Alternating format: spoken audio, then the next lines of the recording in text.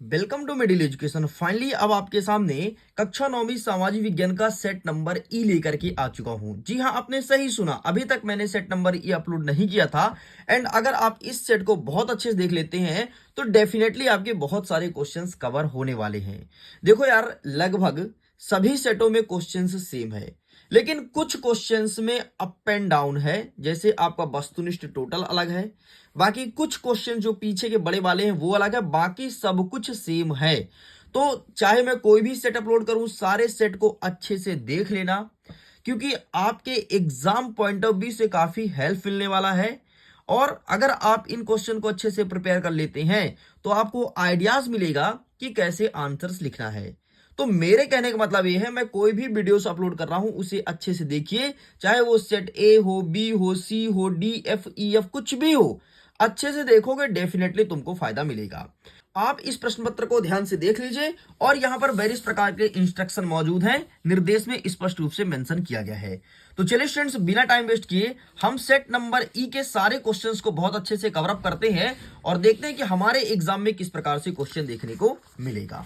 तो जैसे मैं इसे ओपन करता हूं तो सबसे पहले हमारे पास खुलता है प्रश्न क्रमांक 1, जिसमें कह रहा है कि सही विकल्प को चुन करके लिखो। बढ़िया, सारे प्रश्न का उत्तर इत्मीनान से आराम से देखेंगे। इसके लिए थोड़ी मैं जूम करता हूं ताकि टोटल तुम्हारा नजर क्वेश्चन पर ही होना चाहिए।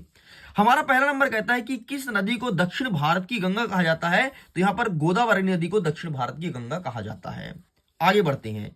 जेट धाराएं हैं, हमारे यहां पर ऑप्शन है हिंद महासागर चलने वाली, बंगाल की खाड़ी से चक्रवात, या फिर उपरितन वायु, या फिर मानसूनी। तो यहां पर आपको लिखना है उपरितन वायु। नेक्स्ट कहता है कि रॉबर्ट ओब समाजवादी थे, ये कहां के थे? रूस के थे, फ्रांस के, अंग्रेज, या फिर इनमें से कोई नहीं। तो यहां पर लगाना है इनमें से कोई नहीं। आगे बढ़ते हैं। नेक्स्ट कह रहा है कि प्रथम विश्व युद्ध कब लड़ा गया था? First world war. तो ये लड़ा गया था 1914 से लेकर के 18 तक। लेकिन अगर मैं सेकंड वर्ल्ड वॉर की बात करूं तो ये लड़ा गया था 1939 से लेकर के 44 तक। टाइम पीरियड ध्यान रखिएगा, दोनों जरूरी है और अलग अलग सेटों में अलग अलग देखने को मिलेगा। नेक्स्ट कह रहा है कि मित्र राष्ट्र में सम्मिलित है, कौन कौन से देश मित्र राष्ट्र में हैं? जर्मनी, ऑस्ट्रेलिया, इटली, भारत, रूस, अमेरिका, ब्रिटेन, फ्रांस और रसिया, या फिर आपका अमेरिका, जापान या रूस। तो इसका सही आंसर लगाएंगे ब्रिटेन, फ्रांस एंड रसिया, ये आपका मित्र राष्ट्र है। आगे बढ़ती हैं। भारतीय वन अधिनियम कब लागू किया गया था? 1865 में, 1867 में, 66 में, या फिर 1868 में। तो इसका सही आंसर लगाना है 1868। भारतीय वन अधिनियम लागू किया गया था। सेम क्वेश्चन इंग्लिश में अवेलेबल है, सारे क्वेश्चन को बेहतरीन ढंग से देखिए एंड इसका फोटो भी क्लिक करके आंसर फाइंड कर लीजिएगा। वैसे आंसर तो मैं बता ही रहा हूं, आगे वाले आंसर की बात कर रहा हूं। चलो आगे बढ़ते हैं। प्रश्न क्रमांक 2 कह रहा है कि रिक्त स्थान की पूर्ति करो। पहला नंबर कहता है कि अंत्योदय अन्न योजना कब शुरू किया गया था? तो वर्ष 2000 में शुरू किया गया था, ध्यान रखिएगा। नेक्स्ट कह रहा है कि भुखमरी के डैश डैश डैश और डैश डैश डैश मौसमी आयाम है। तो एक तो मौसमी आयाम है, एक है दीर्घकालिक। ठीक है, भुखमरी के दो आयाम है, एक है दीर्घकालीन और दूसरा है मौसमी, दीर्घकालीन। नेक्स्ट कह रहा है कि भारत में देश का हर डैश डैश व्यक्ति निर्धन है। तो हर चौथा व्यक्ति निर्धन है, मतलब हर चौथा व्यक्ति गरीब है हिंदुस्तान में, है ना। नेक्स्ट कह रहा है कि महात्मा गांधी राष्ट्रीय ग्रामीण रोजगार अधिनियम कब लाया गया था? तो वर्ष 2005 में इस अधिनियम को लाया गया था, जिसे तुम मनरेगा के नाम से जानते हो। नेक्स्ट कहता है कि कार्ल मार्क्स ने किस ग्रंथ की रचना की थी? तो कार्ल मार्क्स ने दास कैपिटल नामक ग्रंथ की रचना की थी। तो यहां पर आपको लिखना है दास कैपिटल। इसके अलावा अगर इसके पीडीएफ को डाउनलोड करना है, लिंक डिस्क्रिप्शन बॉक्स में है, जा करके इस प्रश्न पत्र के फुल सोल्यूशन सहित पीडीएफ को डाउनलोड कर लो। फुल सोल्यूशन बकायदे आपको एचडी में दूंगा, ठीक है, बढ़िया अच्छे तरीके से आप देख पाएंगे। नेक्स्ट हमारा 6वां नंबर कहता है मृदा अपरदन को डैश डैश नियंत्रित करते हैं। तो मृदा अपरदन को कौन नियंत्रित करता है, प्रश्न पूछा गया है। तो यहां पर आपको मॉल्चिंग लिखना है, मॉल्चिंग, ठीक, ये मृदा अपरदन को नियंत्रित करता है। आगे बढ़ते हैं। सेम क्वेश्चन इंग्लिश में अवेलेबल है, प्लीज आप इंग्लिश में देखिए। अब प्रश्न क्रमांक 3 कह रहा है कि सही जोड़ी में लाओ। पहला नंबर कहता है झीलम नदी, तो अभी इसको छोड़ते हैं। नेक्स्ट कह रहा है कि ठंडी जलधारा, तो ये हो जाएगा आपका जेट वायु धारा।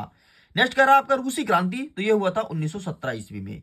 नेक्स्ट कहता है ड्यूमा, तो रूस की संसद को ड्यूमा कहा जाता है एंड इसका आंसर यहां पर है, ये देखो, रूस की सांसद। नेक्स्ट कह रहा है आपका विशेष व्यवहार, तो इसका आपका हो जाएगा विशेष व्यवहार का विकलांगों की हत्या। एंड नेक्स्ट आपका क्या बचा है? यहाँ पर जावा बचा है और इधर क्या है? चावल का उत्पादक द्वीप, तो जावा द्वीप हो जाएगा, खत्म। इस प्रकार से होता है कंप्लीट। बाकी कुछ छूटा है क्या?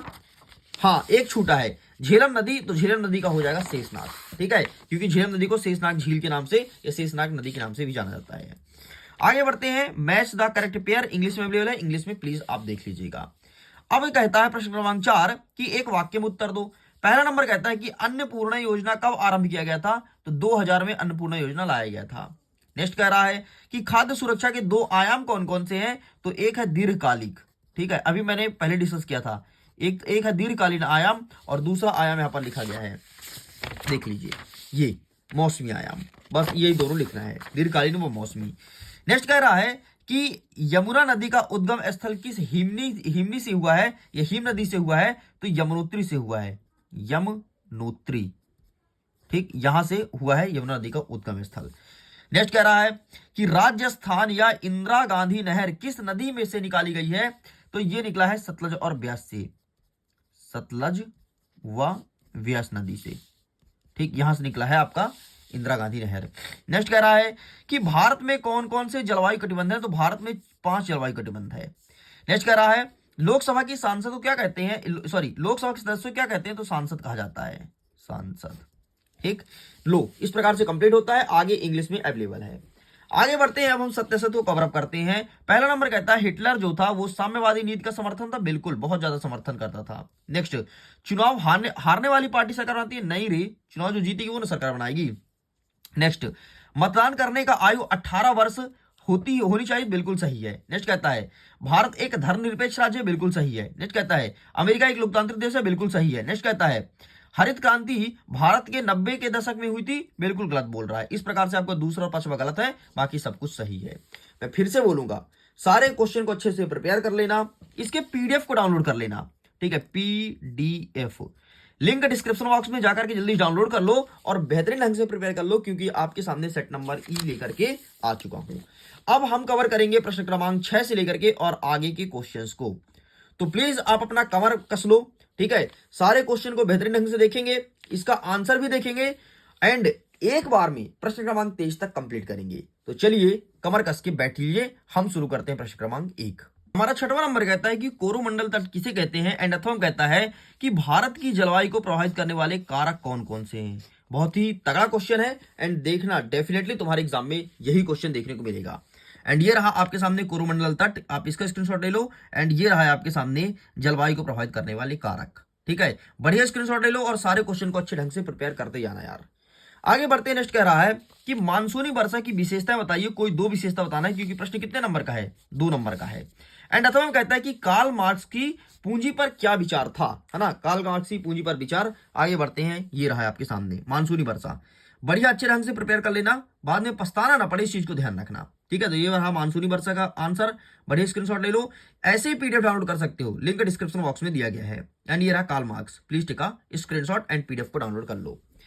नेक्स्ट हमारा कह रहा है कि वनग्राम किसे कहते हैं, एंड अथवा में कहता है कि संविधान संशोधन क्या है। वनग्राम किसे कहते हैं, आइए प्रश्न पूछा गया है, तो ये रहा आपके सामने वनग्राम किसे कहते हैं, आप इसका स्क्रीनशॉट ले लो, ठीक है। एंड ये रहा आपके सामने संविधान संशोधन, प्लीज टेक अ स्क्रीनशॉट। आगे बढ़ते हैं, नेक्स्ट हमारा कह रहा है प्रश्न क्रमांक 9 कि खूनी रविवार की घटना क्या थी। एंड अथवा में कहता है कि वैश्य मताधिकार क्या है। खूनी रविवार और वैश्य मताधिकार यहां पर पूछा गया है, तो ये रहा आपके सामने खूनी रविवार, ठीक है, आप इसका फोटो खींच लो। एंड ये रहा आपके सामने वैश्य मताधिकार, तो प्लीज टेक अ स्क्रीनशॉट, ठीक है। चलो आगे बढ़ते हैं, हमारा 10वां नंबर कह रहा है कि संविधान सभा के सदस्यों का नाम लिखना है, कोई 2 यानी 2 मेंबर्स बताना है कि कौन कौन है संविधान सभा के सदस्य। तो ये रहा आपके सामने आंसर, राजेंद्र प्रसाद, डॉक्टर बाबा साहब अम्बेडकर, सरदार पटेल जी, श्यामा प्रसाद मुखर्जी जी, जवाहरलाल नेहरू जी, मौलाना अब्दुल कलाम जी, ठीक। ये इतना लिख के कंप्लीट करेंगे। आगे बढ़ते हैं, नेक्स्ट हमारा क्वेश्चन कह रहा है इसके अथवा में कि विधायिका क्या है, ठीक है। व्हाट इज द लेजिस्लेटिव, ठीक है, लेजिस्लेटिव असेंबली मतलब विधायिका। तो ये रहा आपके सामने लेजिस्लेटिव क्या है, तो क्या लिखेंगे कि किसी देश का कानून बनाने का काम या कानून को बदलने या हटाने काम ही विधायिका करती है। आगे बढ़ते हैं, 11वां नंबर कह रहा है कि जन्म दर से क्या आशय है। एंड यहां पर अथवा कहता है कि अर्थव्यवस्था के द्वितीय क्षेत्र को 2 उदाहरण दीजिए। तो जन्म दर क्या होता है, जन्म दर का मतलब लिखना है आपको कि किसी निश्चित समय में किसी जनसंख्या में जन्म लेने वाले लोगों की संख्या को जन्म दर कहते हैं। 1000 लोगों ने जन्म लिया, है ना, तो वो जन्म दर कहलाएगा। ठीक है, और 1000 लोगों ने तो जन्म लिया, लेकिन उसमें कितने बच्चे जिंदा हैं, ये जन्म दर कहलाएगा। नेक्स्ट हमारा अथवा कह रहा है कि अर्थव्यवस्था के द्वितीय क्षेत्र के 2 एग्जाम्पल दीजिए।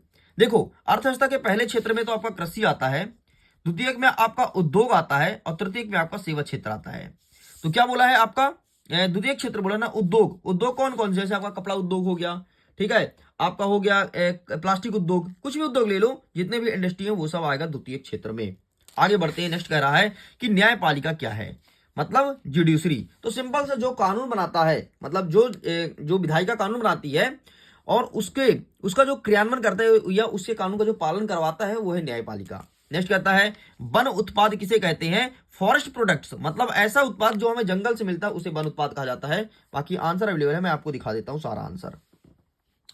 तो ये रहा आपके सामने वन उत्पाद किसे कहते हैं, इसका स्क्रीनशॉट ले लो। एंड ये रहा आपके सामने न्यायपालिका क्या होता है। चलो आगे बढ़ते हैं, नेक्स्ट कह रहा है कि अर्थव्यवस्था के तृतीय क्षेत्र से आप क्या समझते हैं, ठीक है।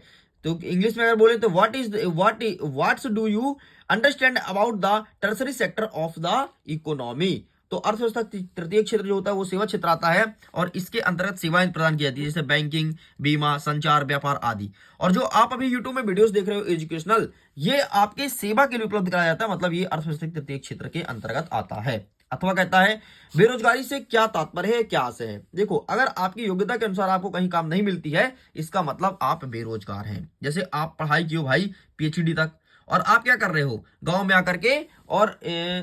आकर के आप सचिव बने हुए हो, तो मतलब आप बेरोजगार हो, क्योंकि आपकी योग्यता के अकॉर्डिंग नौकरी नहीं मिली है।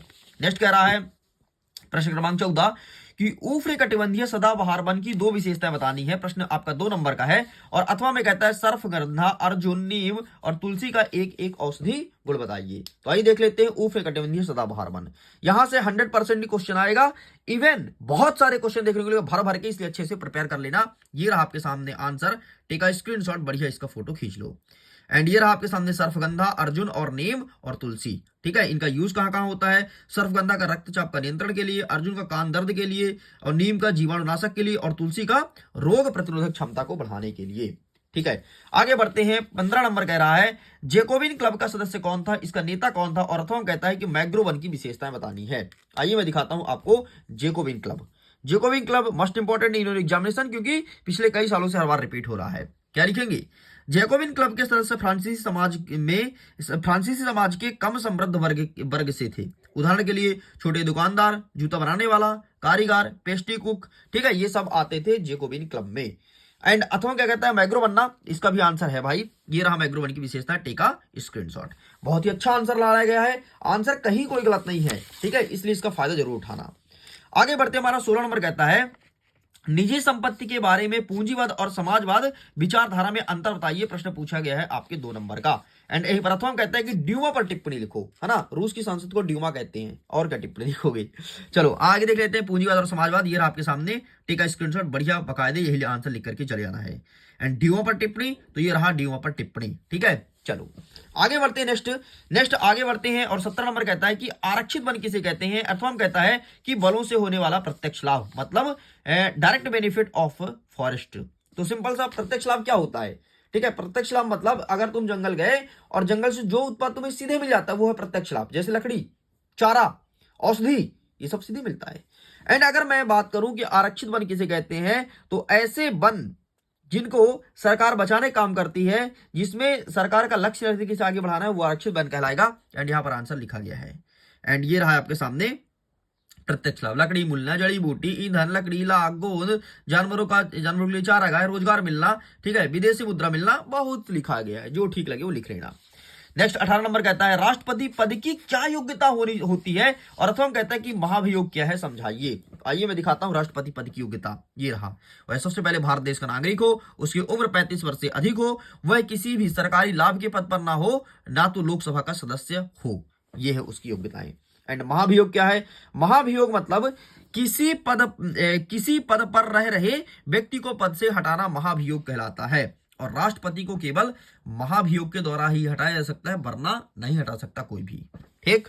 चलो आगे बढ़ते हैं, 19 नंबर कहता है सर्वोच्च न्यायालय की शक्तियां बताओ, अथवा में कहता है न्यायपालिका के अधिकार को समझाइए। आइए मैं दिखाता हूं सर्वोच्च न्यायालय की शक्तियां, ये रहा आपके सामने सर्वोच्च न्यायालय की शक्तियां, टेक अ स्क्रीनशॉट। एंड ये रहा आपके सामने मौलिक अधिकार संबंधी विवाद। आगे बढ़ते हैं नेक्स्ट। निम्नलिखित में मानचित्र को इसे दर्शाना है। 20वां नंबर का प्रश्न कहता है गंगा नदी, सतलुज नदी, दामोदर एंड ताप्ती नदी। ये हम बाद में देखेंगे यार, ठीक है। अथवा क्या कहता है कि निम्नलिखित मानचित्र में झीलों को दर्शाना है। Chillka, Buhler, Pulicat and कोलारू। वैसे मैं चाहता हूं अगर आप इसे अच्छे से अपने से कर पाते हैं देन बेहतर है, वरना मैं इसके लिए अंतिम वीडियो लेकर के आऊंगा जिसमें पूरा मैपिंग कवर करूंगा। आगे बढ़ते 21 नंबर कहता है कि भारत में निर्धनता का क्या कारण है, लिखिए। अच्छा, अगर तुम मैपिंग देखना चाहते हो ना तो एक पीडीएफ है यार मेरे पास, पीडीएफ, वो मैं अभी टेलीग्राम पर डाल दूंगा एंड व्हाट्सएप ग्रुप में डाल दूंगा, वहां से आप डाउनलोड कर सकते हो। अच्छा, अगर कोई बच्चा मेरे से व्हाट्सएप में जुड़ना चाहता है, कनेक्ट होना चाहता है, मुझे पहली बार देख रहा है, मेरा मोबाइल नंबर है भाई 7470 705 703। इस नंबर पर आप मुझे व्हाट्सएप कीजिए, ठीक है, और आप मेरे से कनेक्ट हो जाइए। व्हाट्सएप ग्रुप में भी जुड़ सकते हैं, वहां पर आपको इंस्टाग्राम आईडी दे दूंगा, वहां जुड़ जाना, सब जगह जुड़ जाना। चलो अब देखते हैं भारत में निर्धनता के कारण मतलब गरीबी क्या कारण है। सबसे पहले बच्चे जो बहुत ज्यादा पैदा हो रहे हैं ना, ये गरीबी बढ़ा रहा भाई, ठीक है, तो ये गरीबी कारण। नेक्स्ट आपका क्या हो जाएगा, निर्धनता का और क्या कारण हो सकता है। तो एक तो मैंने आपको बता दिया कि बच्चे बहुत ज्यादा पैदा हो रहे हैं। दूसरा हो गया अशिक्षा। अशिक्षा मतलब अगर तुम्हारे पास नॉलेज नहीं होगा तुम गरीब हो जाओगे, मतलब हाँ गरीब हो जाओगे, ठीक है। जिसके कह रहा है उद्योग की कमी, अगर इंडस्ट्रियल कम पड़ जाएंगे तो गरीब हो जाओगे। और वैसे भी एआई जब से आया लोगों का रोजगार तो छीन ही रहा है, ठीक है। निर्धनता क्या कारण, ये रहा आंसर भाई। कई सारे कारण लिखा गया, टेक स्क्रीनशॉट और बढ़िया अच्छी तरीके से प्रिपेयर कर लेना, ठीक है। आगे बढ़ते हैं। राष्ट्रीय काम के बदले अनाज योजना क्या है। देखो ये कुछ और नहीं था। What is the national work of food scheme explain. अरे यार तुम काम करो, हम तुमको पैसे नहीं देकर के बल्कि अनाज देंगे, यही कहलाता है राष्ट्रीय काम के बदले अनाज योजना। टेक अ स्क्रीनशॉट, ओके, फटाफट। चलो आगे बढ़ते हैं। नेक्स्ट हमारा 22वां नंबर कह रहा है भारत सरकार द्वारा लागू किए गए लक्षित निर्धनता निरोगी कार्यक्रम को संक्षेप में समझाइए। 4 नंबर का प्रश्न है, बाकी इंग्लिश में अवेलेबल है। और अथवा देखो राष्ट्रीय ग्रामीण रोजगार गारंटी अधिनियम, इसकी प्रमुख विशेषता बताइए। 4 नंबर का प्रश्न पूछा गया है। आइए मैं दिखाता हूं, ये रहा आपके सामने सबसे पहले ऊपर वाला, ठीक है, एंड ये रहा आपके सामने उसके नीचे वाला रोजगार गारंटी अधिनियम, ठीक। इसका स्क्रीनशॉट ले लो, बढ़िया अच्छे से लिख करके छाप देना भाई, ठीक, ये रहा।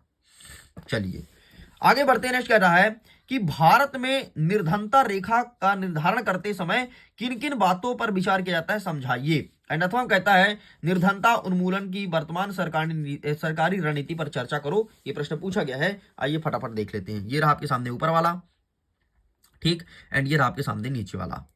इस प्रकार से सब कुछ कंप्लीट होता है। एंड मैं दावा ठोक के कहता हूं कि यहां से 100% क्वेश्चन देखने को मिलेगा। और ना कहो कि पूरा पेपर आया जिस प्रकार से गणित में आया था, आएगा मतलब आएगा। सारे क्वेश्चन को बेहतरीन ढंग से प्रिपेयर कर लेना। अरे छोटा क्यों हो रहा भाई तू, दिमाग खराब।